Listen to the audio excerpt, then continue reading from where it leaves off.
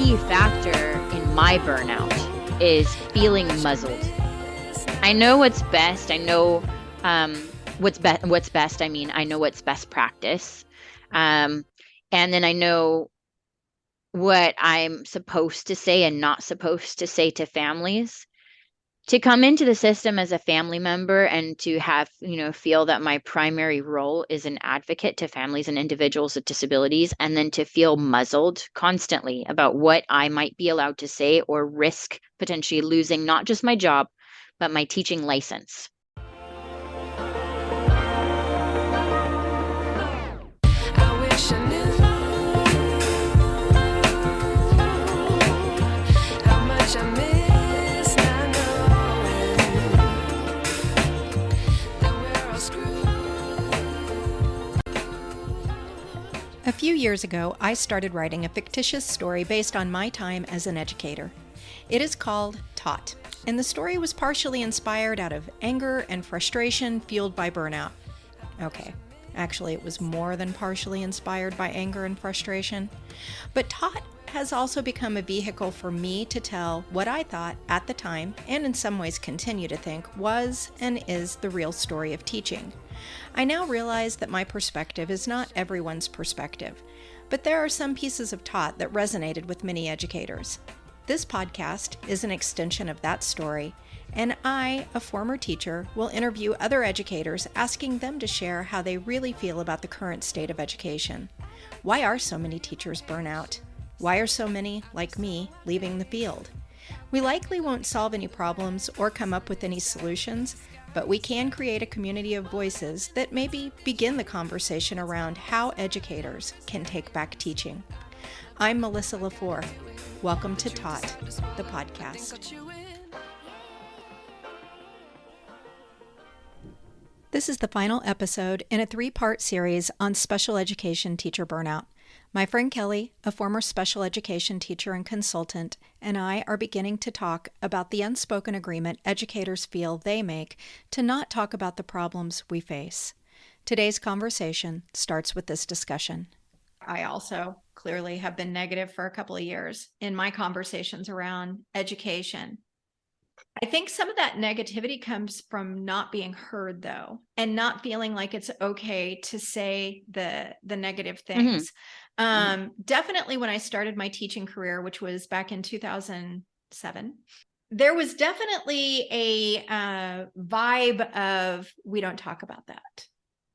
You act like everything's okay. This is the greatest job in the world. We don't talk about certain things, and which is not my personality. My personality is to talk about everything.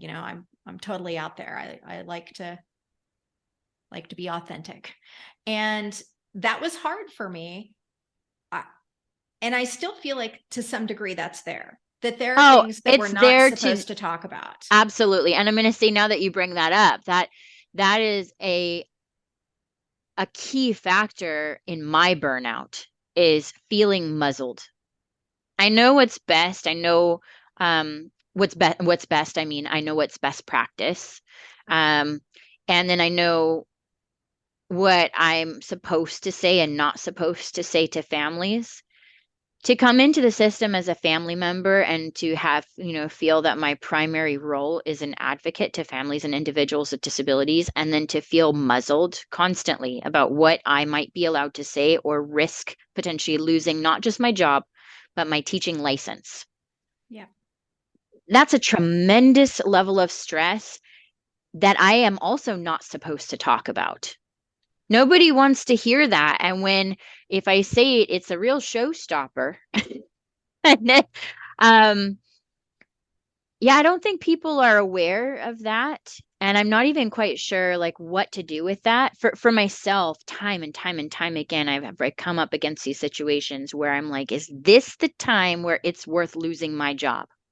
To go public with this, to make this known, to share with other people some of the absolute travesties that are taking place right under our nose that nobody knows about, because everybody smiles and keeps on making arts and crafts. And I've seen other people do it and I've seen stories come out on the news and I haven't seen it make any change. So I've had this belief throughout that I could make more change being in the system than if I'm outside of it. And I don't know that that's true anymore. I think that's been a significant change for me over the last couple of years is I've had this constant desire to, even if I shift positions, to stay in it because I can make change on the inside. I don't know if I believe that anymore. So, that was one of the themes of my fictional story that I wrote, was that because and that part was biographical for me. This chasing, for me, it was an impact. I didn't necessarily care that I ever got any accolades for anything I did in the classroom, but it was really important to me, specifically in the area of writing, to feel like I had impacted students and empowered them to use those skills to do something better and or do something, period. And I also at some point lost that. I felt like I was never going to make an impact in any way, that there were just too many barriers. But one of my passions, especially the last 5 years of my career, was being an equity advocate in the buildings that I worked in. And I really enjoyed that work, as frustrating as it was. And to some degree, that has, for me, inspired doing this podcast. Because one of the things, regardless of which marginalized group we're looking at, is that they're silenced. And nothing good ever comes from that. Mm-hmm. Nothing good ever comes from having a group of people whose voices aren't heard.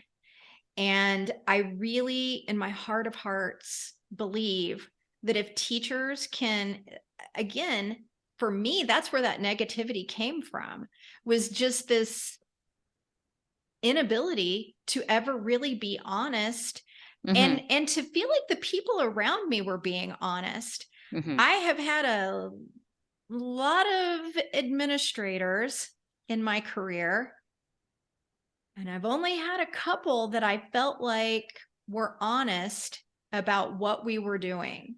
And it wasn't ever anything big, but it was, I guess I felt like kind of like I had these blinders on and they were taken off. And I realized that the education system is, and this is really gross, an extension of our political system in the United States.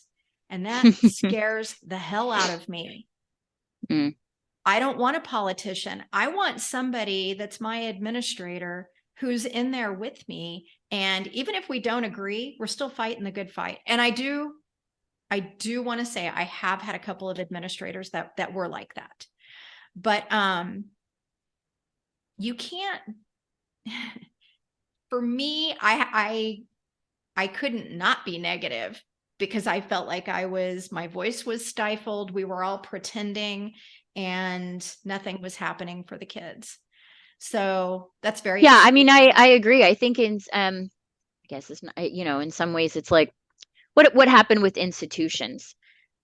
People didn't know what was going on. Nobody talked about it. Nobody saw it.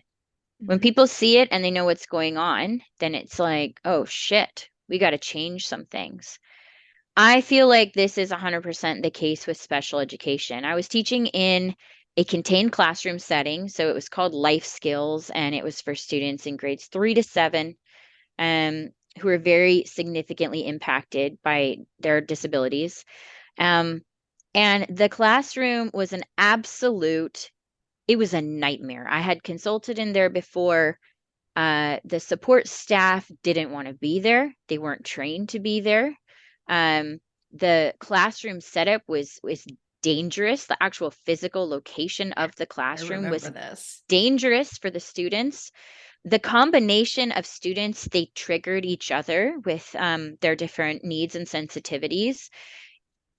And I went to the lunchroom one day and sat with the gen ed teachers who had no effing idea what was going on in that classroom at any point. And one of them said, that she had a niece with Down syndrome and the family was considering what might be best for her education. And it just seemed really lovely, the program that we had up there going for these special kids. And, what were my thoughts? Should she be a part of this special education? And I said, absolutely not. I would never choose this for someone that I love, and I would never suggest it for someone else. People think that this is okay because they can't see it and they don't have to deal with it. And so we make the assumption if you can't see it, you can't hear it, it's being taken care of. And that is a very dangerous assumption. Am I making things sound worse than they are? Uh, you know, I have been in a situation where I have seen a lot of bad shit. As a consultant, that's a lot of times what you get called in for. So I have definitely seen a lot of extreme cases. Now, I've seen a lot of amazing things too, just incredible teachers and these just really fantastic examples of how things should um, how things look when they're going right. Absolutely. But I think it's just important to be honest. If families know and understand what they're getting, that's essential. In special education, anything good, any positive change to the system and resources being made available has always come through parent advocacy and self-advocacy. So if parents don't know and people don't have and advocates don't have the communication skills or the age level, they're not at the age level where they can advocate, then how the hell can those positive changes come? So I think that's yeah, just being able to be transparent. I would love to feel, I don't know, I had no idea the conversation was going to go here, but to be honest, even the thought of just being able to communicate the reality, that the goods, the bads, and the everything in between, and feel like it's an open book for families to know and then make their own choices about what they're going to get upset about and what they're willing to accept and what's okay for their child, that would relieve that could make me want to stay. That could be enough for me, is just having that weight removed and knowing people know what it is they're getting. I had people come into the classroom and there's this kind of like, there's this resistance, say like, so the families, they're feeling unsettled about leaving their child with significant needs at the school. And the school team is saying, just trust us. They have to trust us. And I'm thinking, no, they don't. They don't get to know anything about what's going on in here. We're not really telling them anything or willing to let them see or show them. And no, they do not have to trust us. And they should not have to. We should show them um, what it looks like. And then they can make their own decisions. And that level of transparency is necessary to make improvements. And why isn't that there? Are we afraid? So defensive? Well, I Because think we're the parents, right? Like I think it's litigation. It comes down to litigation. And so then we're back to money again. Districts are concerned about being sued. significantly more so in the States than in Canada. That's true. And still, this level of, I would say, covering, not necessarily, it's hard to say. Sometimes it is actively covering up, and sometimes it is just true ignorance of a way to do things better. I strongly believe that sitting down and having conversation and people being able to really talk and say their truth is something that is becoming harder and harder to do. We live in cancel culture now, where if you say, if you have one misstep, you can. Yeah, I feel like I may be about to get canceled from my job right after this podcast goes live. I might be getting canceled in life. Like that may, nobody reads That's my scary. book, nobody listens to my podcast. Any final thoughts on special education teacher attrition, special education burnout? Anything you want to leave us with?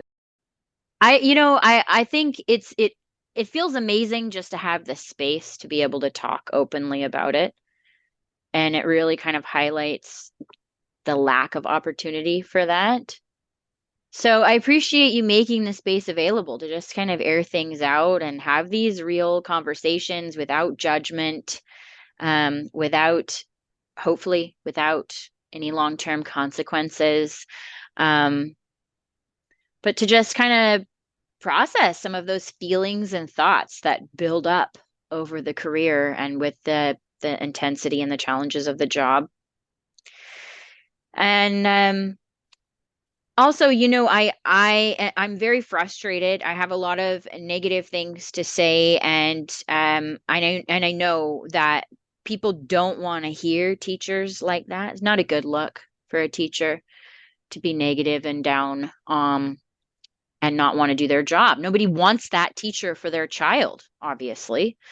Um, but the thing that's amazing about teaching is the kids and the families and this incredible opportunity we have and the gift that we've been given to have this time with people's special people. And I think that, that's something that every teacher that I've worked with the exception of maybe just a few, all feel the same when it comes to that, like just grateful and like really just enjoys. And that's what it comes down to. It's the individual people giving their hearts to individual kids. And that's where the magic happens. Um, so despite all of my frustration and anger, and burnout, that's something that's been a magical gift, that whether I leave or whether I stay, I'll cherish forever. I agree. And we will see if we can make it through this podcast and putting it out there for people and not get judgment. We might. That's okay. I mean, it's not okay, but we'll have to deal with it. So these are what I call 3 for the road. And then I have a final one that I'm saving for you for the end. So I'm going to try to ask all of my podcast guests these 3 questions. And Okay. the first one is, and I think you've already answered it, but we'll see if you say what I think you're going to say. What is the one thing you would change immediately in education if you could? It's a magic wand, anything you want, but only one thing. Boom. What would it be? I would have answered that question really differently if you'd asked me at the beginning of the conversation, which is, I think, something that's really cool about having these conversations is that you can't really know where you're going to end up.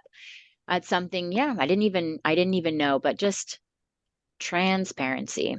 Yeah, I know that. The first place I ever worked um, was at the experimental education unit at the University of Washington, which is an inclusive preschool classroom. And in every classroom, they had mics hanging down from the ceiling, and they had a two-way mirror.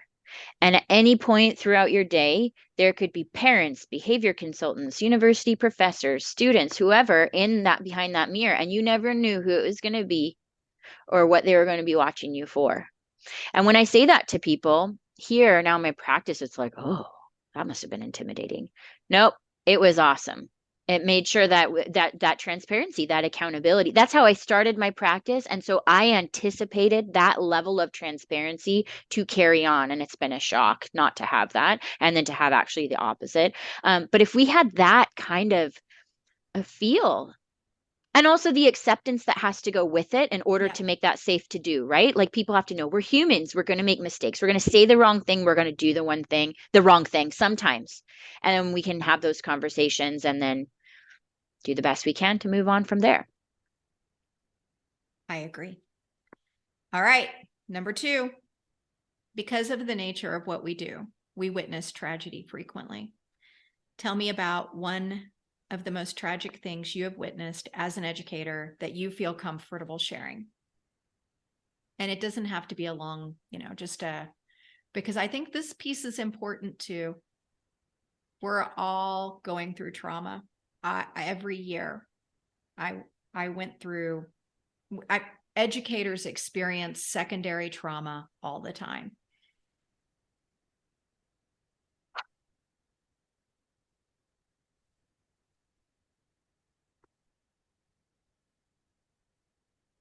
I'm sorry, I've seen too much.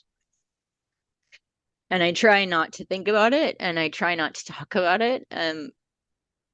I don't even know where to start to answer that question. To tell you the truth, it's like you ask me, and then just this Rolodex of things that I have tried not to talk about. It just kind of opens up. And there's just not a space to process that, to communicate about it. And it's a heavy weight. I've seen kids physically restrained, locked in rooms, isolated, put in situations that absolutely caused them to have very scary and dangerous meltdowns that were 100% preventable and led to significant physical injury. I've seen students put in situations that cause them intense humiliation and just no respect for their dignity. And I've seen families undergo so much stress from not getting the support that they needed that it has led to suicide.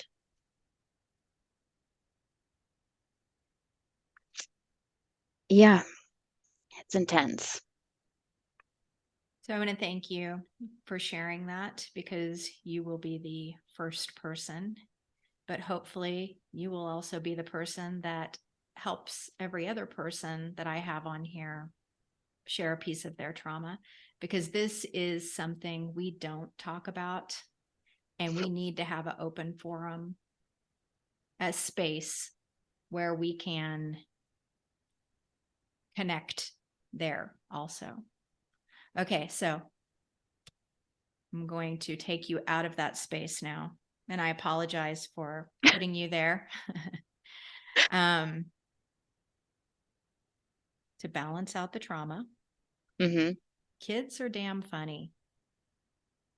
So I'm going to caveat this with, I'm putting on the podcast, it's not for kids, but don't go too dirty, just in case that comes up. What is one of the funniest things you've experienced during your time as an educator? That's tricky because there's so many. It's hard to know though how funny it is to other people, because so much of that it has to do with the relationships that you have with these unique individuals, and yeah, just knowing their quirks and personalities. I'm going to go with a two for here because I always like the opportunity to talk more rather than less.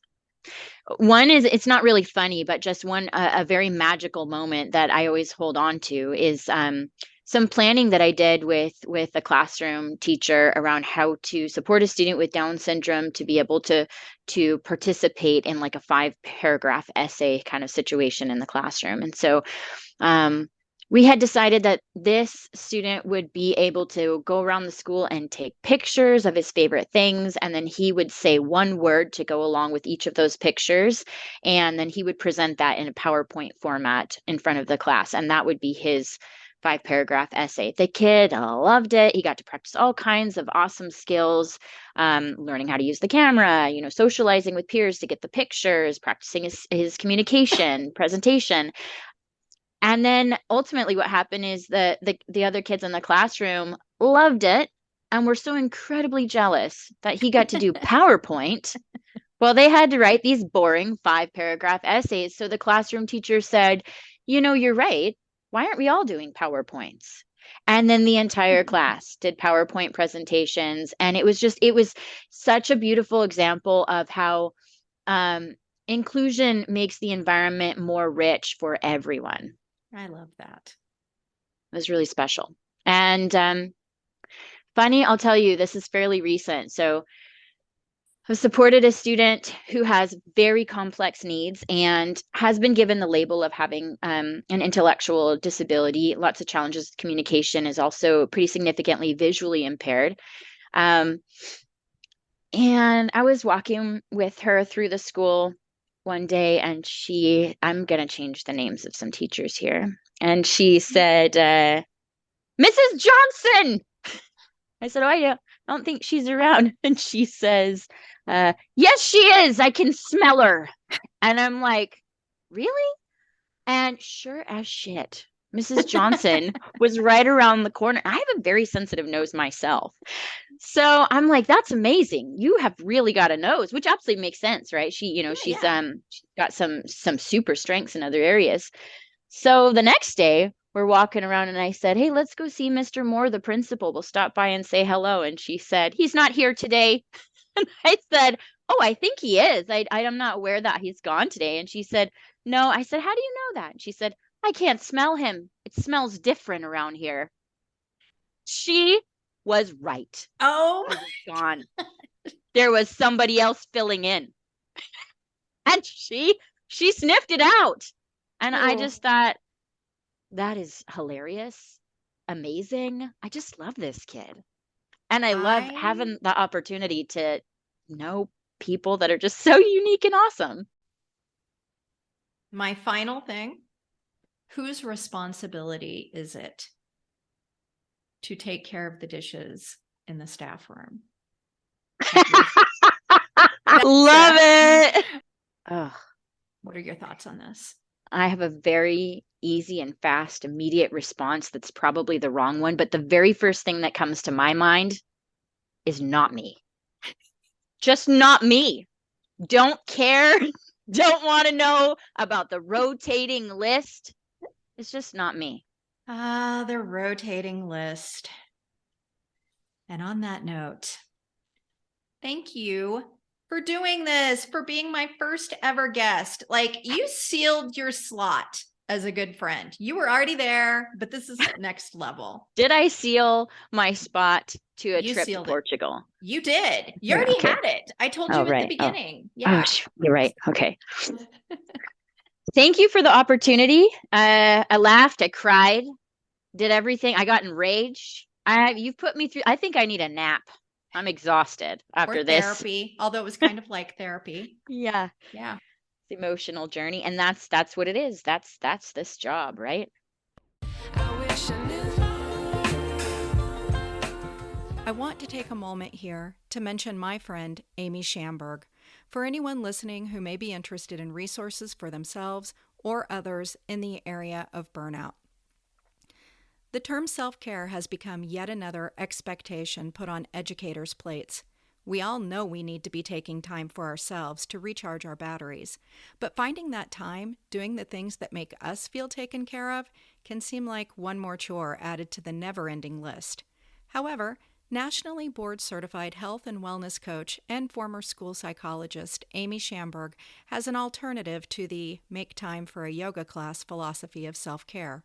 According to Amy, real self-care doesn't require finding time, spending money, or adding more to an already full plate. She has developed a resource to give anyone suffering from burnout an alternative to the self-care rhetoric we have been hearing. It is called Self-Care by Subtraction and focuses on examining what we can safely and effectively remove from our hectic lives to give ourselves back the precious gift of time. Self-Care by Subtraction is a free, downloadable resource that can be found on Amy's website, Amy Schamberg Wellness at amyschamberg.com. Schamberg is Schamberg. See the notes for today's episode for a link to Amy's website. I wish I knew. This concludes my interview with Kelley and my first attempt at getting episodes of my podcast out for public consumption. Honestly, I can't believe I actually did it.